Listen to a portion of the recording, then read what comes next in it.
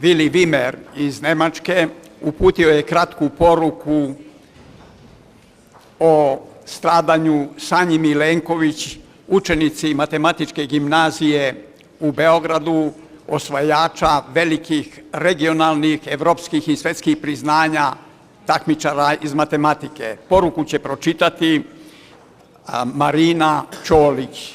Imam čast i zadovoljstvo da skup pozdravim u ime našeg prijatelja Vilija Vimera i da pročitam njegov tekst o Sanji. Besprimerena ratna agresija NATO protiv Savezne Republike Jugoslavije ima svoje lice. To je lice Sanje, koja je u svojoj 15. godini otrgnuta iz života punog nade. Bila je učenik elitne matematičke gimnazije u Beogradu svega pola godine. Osvojila je prva mesta na takmičenju za najboljeg matematičara prve godine. Bila je velika nada za svoju zemlju, možda i novi Tesla. Ubili su je, zajedno sa drugim žrtvama, borbeni avioni NATO na mostu u njenom rodnom Varvarinu, u klasičnom terorističkom napadu NATO snaga. Kažem klasičnom, zato što je taj napad izvršen na isti način koji je svet vidio prilikom napada na ambasadu Narodne Republike Kine u Beogradu, jer su Sjedinjene Države htele da se nastavi međunarodno protivpravni i čisto agresivni rat protiv Savezne Republike Jugoslavije. Taj rat ima još jedno lice.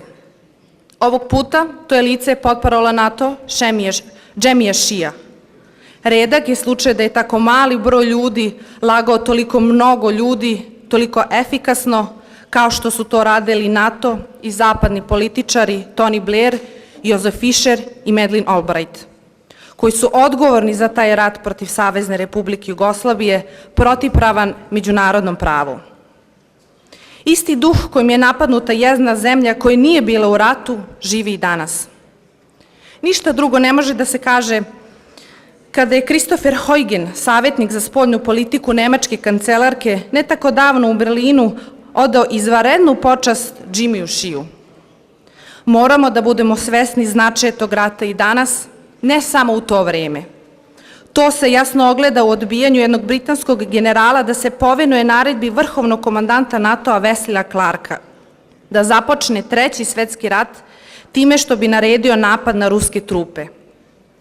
To je ono o čemu je reč i ono što čini sadašnju agresivnu dimenziju NATO-a. Ta otvorena ratna agresija protiv Savezne Republike Jugoslavije bila je polazna tačka za rat u kome je trebalo da se zauzme startna pozicija. Onima koje je Hag zapravo trebao da sudi, do sada se nisu našli na optuženičkoj klupi. Hvala.